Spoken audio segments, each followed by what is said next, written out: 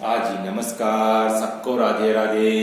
Online class में एक बार फिर आपका स्वागत। आज हम कक्षा 10 विषय गणित, इसके अंतर्गत अध्याय 16 पृष्ठीय क्षेत्रफल और आयतन, जिसके अंतर्गत हम विविध प्रश्न माला है, जिसका प्रश्न नंबर 11 6 सेंटीमीटर, 8 सेंटीमीटर और 10 सेंटीमीटर त्रिज्याओं वाले धातु के 3 ठोस गोलों को पिघलाकर एक बड़ा गोला बनाया जाता है।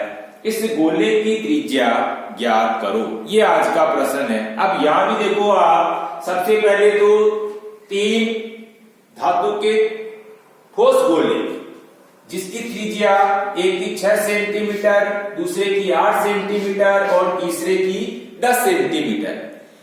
तीनों ठोस गोलों को पिघला करके हम क्या कर रहे हैं, एक बड़ा गोला बना रहे हैं।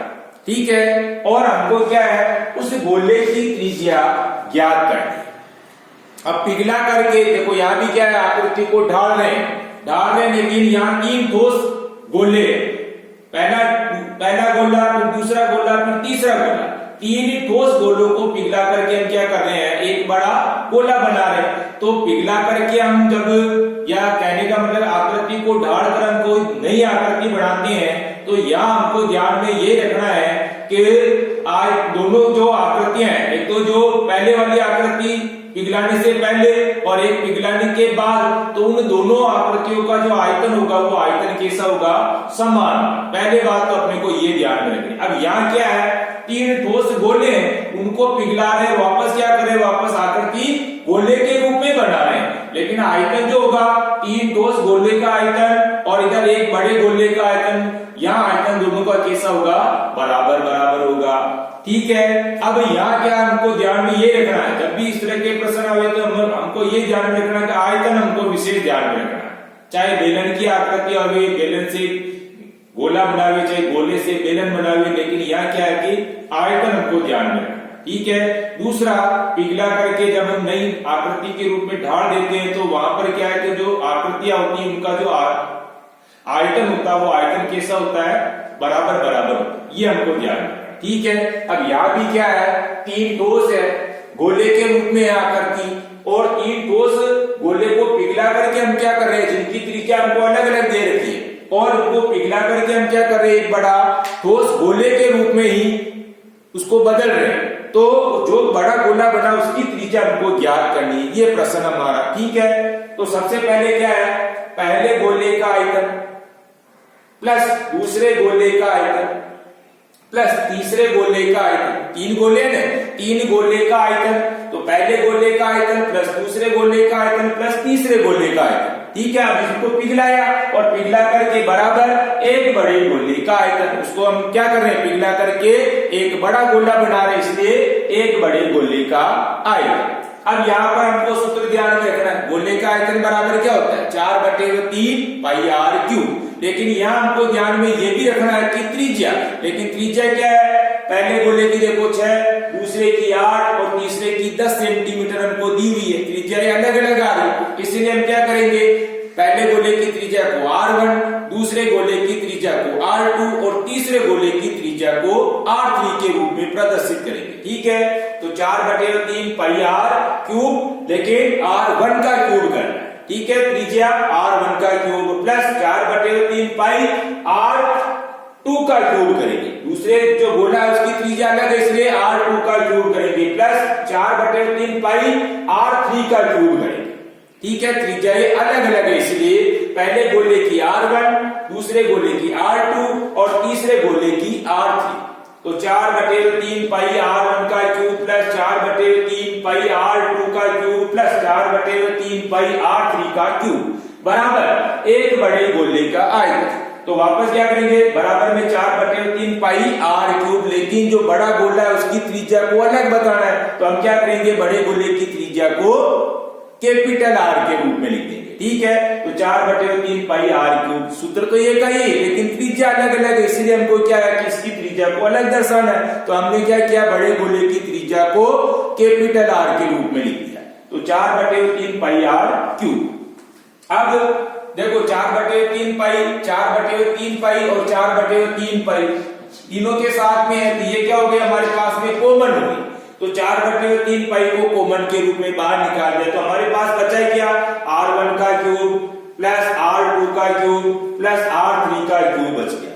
ठीक है, बराबर की जगह बराबर, बाकी 4/3 पाई कैपिटल R क्यूब ये से के से ही है। ठीक है, कॉमन निकालने के बाद जो बचा उसको हमने यहां लिख दिया। अब देखो 4/3 पाई इधर बराबर के इधर भी है, बराबर के उधर भी 4/3 पाई आ रहा है, इसलिए हम क्या करेंगे 4/3 पाई से 4/3 पाई को काट देंगे। तो बच रहा है क्या हमारे पास में, R1 का क्यूब प्लस R2 का क्यूब प्लस R3 का क्यूब बच रहा है, और बराबर में कैपिटल R का क्यूब बच रहा है। ठीक है, अब R1 बराबर, R1 कितनी है हमारे पास में 6 सेंटीमीटर है, तो 6 का क्यूब कर देंगे, प्लस ये प्लस आ गया, वापस R2 कितनी है 8 है, 8 सेंटीमीटर, तो 8 का क्यूब कर देंगे, फिर प्लस की जगह प्लस, फिर R3 कितनी है 10 सेंटीमीटर, तो 10 का क्यूब कर देंगे। ठीक है, और बराबर इधर हमारे पास में क्या बचा R क्यूब, यानी कैपिटल R क्यूब ये ऐसे कैसे।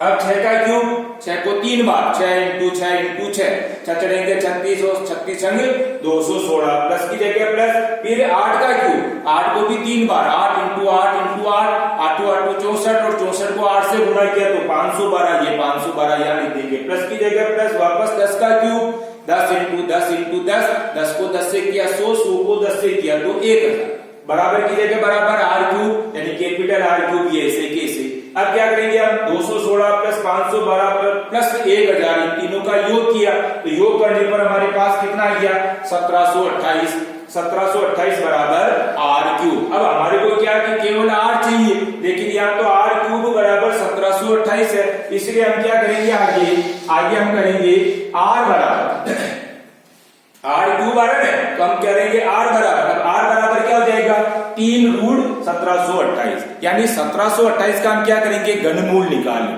क्या निकालेंगे घनमूल। हमारे को R क्यूब बराबर 1728 है, तो केवल R बराबर चाहिए, तो R बराबर हो जाएगा 3 रूट 1728। अब 1728 के इस तरह से टुकड़े कर लीजिए। अब बात ये गुणनखंड करना है, तो सबसे पहले जैसे 1728 में हमने 2 का भाग लगाया, कितना आ गया 864 आ गया, फिर 2 का भाग लगाया 432 आ गया, फिर इसके बाद 2 का भाग लगाया 216 आ गया, फिर 2 का भाग लगाया तो 108 आ गया, फिर 2 का भाग लगाया तो 54 आ गया, फिर 2 का भाग लगाया तो ये 27 आ गया। इस तरह से जब तक 2 का भाग जा रहा तब तक हमने 2 का भाग लगा दिया। अब यहाँ 27 है, तो 27 में 3 का भाग लगाया तो 9 आ गया, फिर 3 का भाग 9 में लगाया तो 3 बार आ गया, और 3 में 3 का भाग लगाया तो 1 आ गया। अब इस तरह से अभाज्य गुणनखंड करने के बाद में हमको क्या करना 3 का जोड़ा बनाना, ये 3 संख्या का एक जोड़ा, ये 3 संख्या का एक जोड़ा, और ये 3 संख्या का एक जोड़ा, और इनमें से हम क्या करेंगे एक अंक को बाहर निकालेंगे। जैसे यहाँ 3 का जोड़ा बन रहा है, 2 का 3 है ना, इसलिए 1 2 को बाहर निकाल दिया। इसी तरह से 2 का भी 3 है, यहाँ 1 2 को बाहर निकाल दिया। यहाँ 3 का भी 3 है, लेकिन 1 3 को बाहर निकाल दिया। अब इनको गुणा कर दीजिए, 3 दूनी 6 और 6 दूनी 12। तो इस तरह से हमारे पास में R बराबर क्या हो जाएगी 12 सेंटीमीटर। आगे ध्यान में 3 ठोस गोले थे, उनको पिघला करके हमने एक बड़ा ठोस गोला बना दिया। ठीक है, तो बड़े जो ठोस गोला बना उसकी त्रिज्या हमको पूछी थी, इसलिए उसकी त्रिज्या इस तरह से हमने निकाली, तो 12 सेंटीमीटर आ गई। आगे ध्यान में अब हम क्या करेंगे SW में वापस इसी प्रश्न को हल करेंगे, लेकिन उसके पहले वीडियो को अच्छी तरीके से देखेंगे और उसके बाद में बिना देखे इसी प्रश्न को हल करने की कोशिश करेंगे। ठीक है, यहाँ भी हमने देखा था अभी, जैसे 3 गोले थे, 3 ठोस गोले, उनकी त्रिज्याएं हमको अलग अलग दी थी। एक जो सबसे पहले गोला इसकी त्रिज्या को हमने R1 कर दिया, दूसरा इसकी त्रिज्या को R2 कर दिया, तीसरा जो गोला दिया होता उसकी त्रिज्या को हमने R3 कर दिया था। ठीक है, अब इसके बाद में क्या कि 3 ठोस गोलों को पिघला करके एक बड़ा ठोस गोला बनाए, और जो बनाया गोला उसकी हमको त्रिज्या पूछी थी, तो इस तरह से हमने ये त्रिज्या निकाली। ठीक है, अब आपको भी क्या करना है SW की कॉपी में इसी प्रश्न को हल करना, बिना देखे हल करने की कोशिश करेंगे, लेकिन उसके पहले शर्त यही है कि पहले वीडियो को अच्छी तरीके से देखना है। ठीक है, धन्यवाद, राधे राधे, जय श्री कृष्णा।